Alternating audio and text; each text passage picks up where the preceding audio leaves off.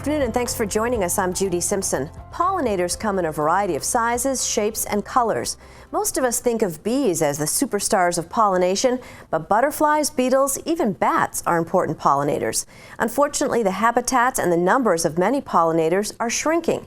Now, new research at the University of Vermont reveals that there are specific perennial flowers that we can plant in our home landscapes that will benefit a wide range of important pollinators. To find out more, I'm joined by one of our frequent contributors, UVM horticulturalist Leonard Perry. And welcome to you, Leonard, and you brought someone with you today. Thank you, Judy. Yeah, Annie White worked with me for several years and recently got her PhD in the Department of Plant and Soil Science at UVM, and in addition to teaching some courses there, including ones on pollinators, and that was a topic of her work there, and specifically looking at, which we'll be talking about today, the difference between species and cultivars of those species, cultivar being a cultivated variety, to see if there's a difference as far as pollinator preference.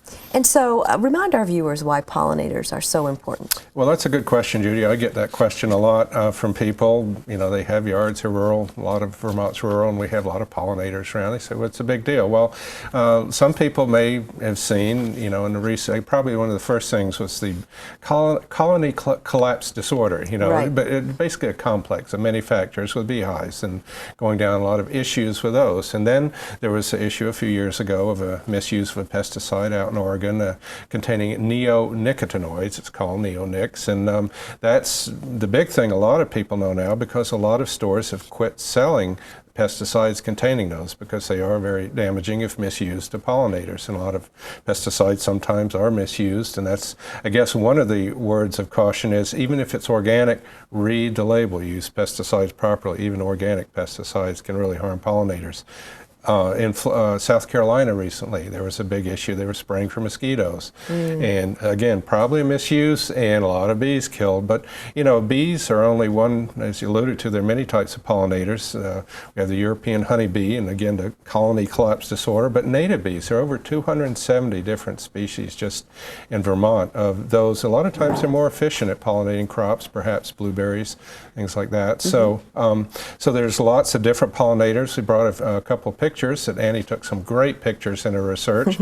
Of course, bumblebees is probably the one that most people are familiar with, but then there are many others. Another one that people often see is the green bee here on an aster, and we'll take a look at asters in a minute. Annie will tell us about those. And then, of course, the monarch butterflies. We just don't see many. In fact, I learned that they're being considered, being put on the endangered species list because the numbers have declined at least 90%. A lot of that, and a lot of the pollinators and native ones, it's due to habitat loss. So we have native bees declining due to habitat loss and other pollinators, honeybees declining due to this colony collapse issues. Yet 75% of our edible crops require some form of pollinator to visit so we can eat that food. And example, apples in Vermont, we have about 3,000 acres, and those require pollinators. So a lot at stake here to help those, even if you have a few. Overall, the big picture declining, all we can do to help them, hence Annie's research and what we can do in our own landscapes. Well, Annie, congratulations on your PhD. You were actually on this program 3 years ago when you first started your research. Tell us how you became interested in studying pollinators. Right, well, prior to starting my PhD, I did my master's work in landscape architecture and worked in the professional design industry for about 6 years. And during that time, I was really interested in what we call ecological landscaping, so routinely using native plants for all of the benefits that they provide to pollinators and to butterflies, and kind of that lower food chain. And I used a lot of these native plants, and I would often specify the use of a native plant in a landscape, and my list would get turned over to a landscape contractor, and they, for whatever reason, if they couldn't find we sometimes call it a straight species, they would substitute it for a cultivar, which is still the same genus and species, but often has these branded single quotation fun names. And they felt like it was an equivalent substitute. And so that got me thinking, well, is it really ecologically equivalent? Are there some trade-offs to using all of these cultivars? Are they providing the same benefit to pollinators, to butterflies, to birds? And I couldn't find any research on the topic, and so that's what instigated my further interest in and coming back to Vermont, which is where I grew up, and working with Dr. Perry was a really good fit because of all of his previous work studying perennial plants. So tell us a little bit of what qualifies as a native plant and the difference between some species and cultivars. So a native plant is a species that has historically grown in a specific region, was present pre-settlement.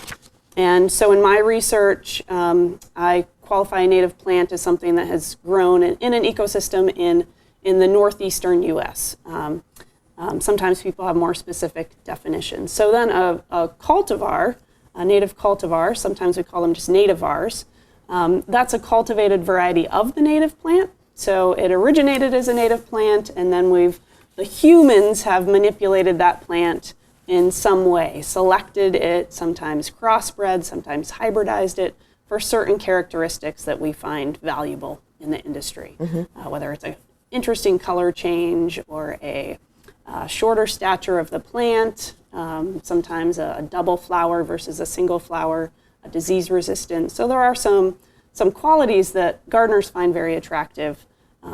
So we alter these native species into these native cultivars. But do the bees find them attractive? That's Exactly, the question. that's the question. So you brought along some photographs of some plant pairings that you studied. Tell us how they work with the pollinators.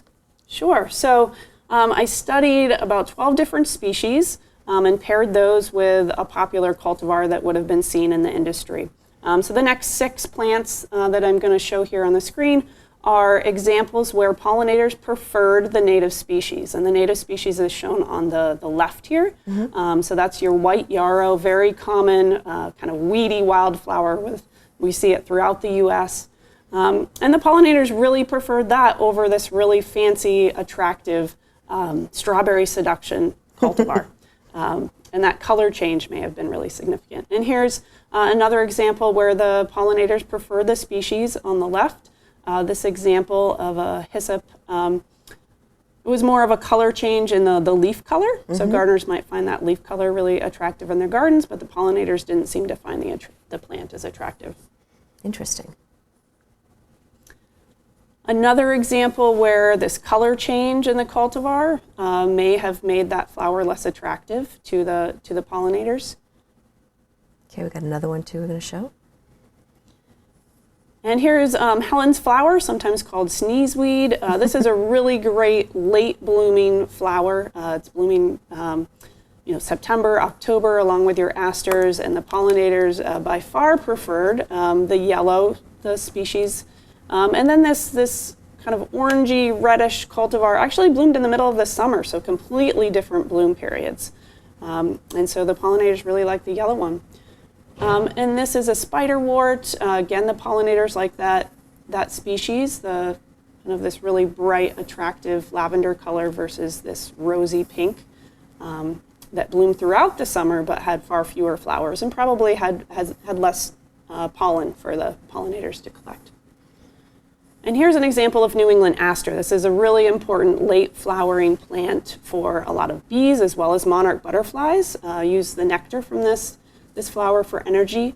And this is an example where, again, the pollinators by far just flocked to the species and very few pollinators were seen on the cultivar. Interesting. Now I think you have a video that sort of shows that. Yeah, so here's a side-by-side comparison.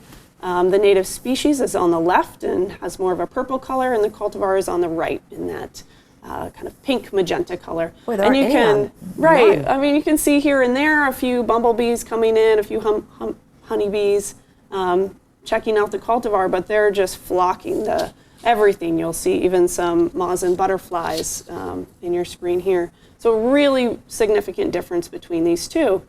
And I think this was one of the clearest examples where even though some of these cultivars have kind of a nicer form and maybe an interesting color, that it does seem that those are native species that have persisted in our landscapes for hundreds of years are providing pollinators with the most benefit. Now, did you see plants that you put in that there was no difference whatsoever? Yeah, I did find several of them where there weren't a difference, about 4 of them. Let's take a look at those.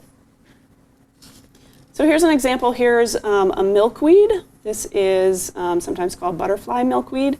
This is just a simple color change, and this color variation you actually can find in nature as well.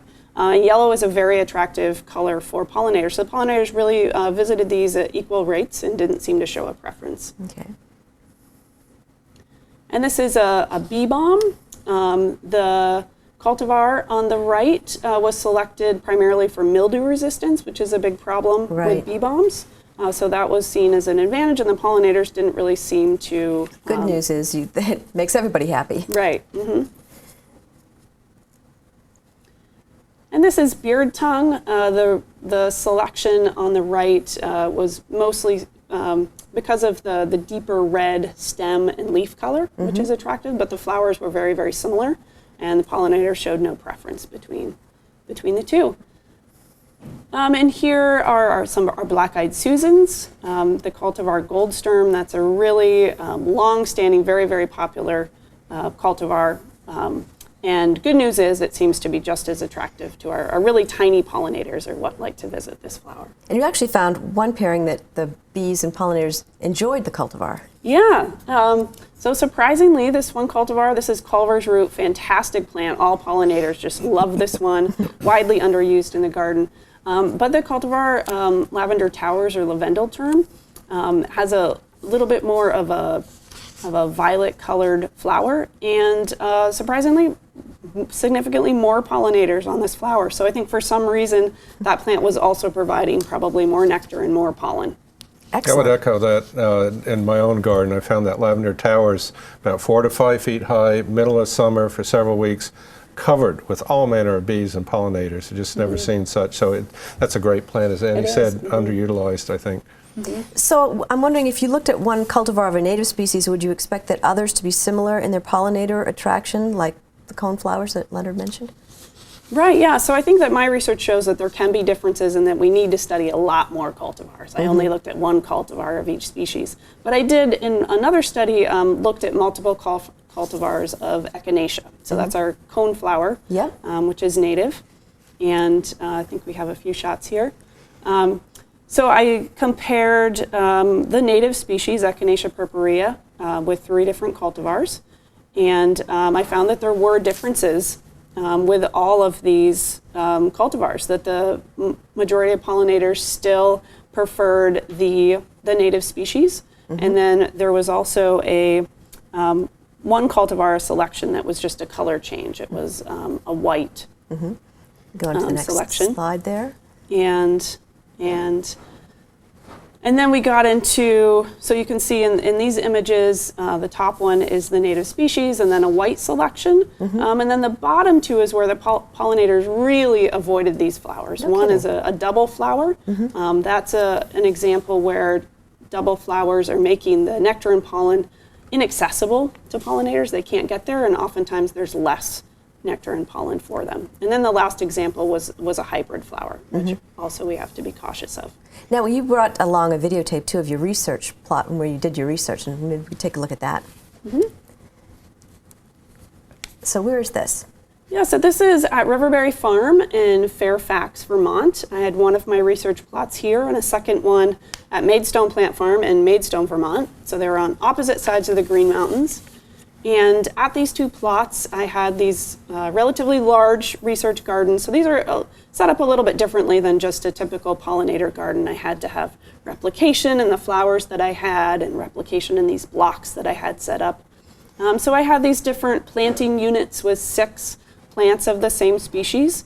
And all of my observations were visual. So I spent many, many hours between 2012 and 2015 many hours in these plots watching these plants for 5 minutes at a time. And I monitored all pollinators, so I was looking at everything from honeybees and bumblebees to some of our smaller native bees, to moths and butterflies and bugs and beetles, and just monitoring their visitation rates on all of these flowers and then comparing them. Now, where can viewers learn more about your research and recommendations on plants? I have a research website. It's pollinatorgardens.org, And on there I have a lot of tips about pollinator-friendly gardening, as well as just more information about this research as well. And I know, Leonard, you have information on your website On as my well. website, the Perennials.info or .com, I've got actually 3 articles that Annie wrote about not only some of the better plants, but how to make these pollinator gardens and monarchs and issues, things to help them. A lot on there. And this is a great time of year to kind of poke around and see what you maybe want to add to your garden for next year for pollinators. Exactly, make those plans now. Thanks for joining us. That's our program for today. I'm Judy Simpson. We'll see you again next time on Across the Fence.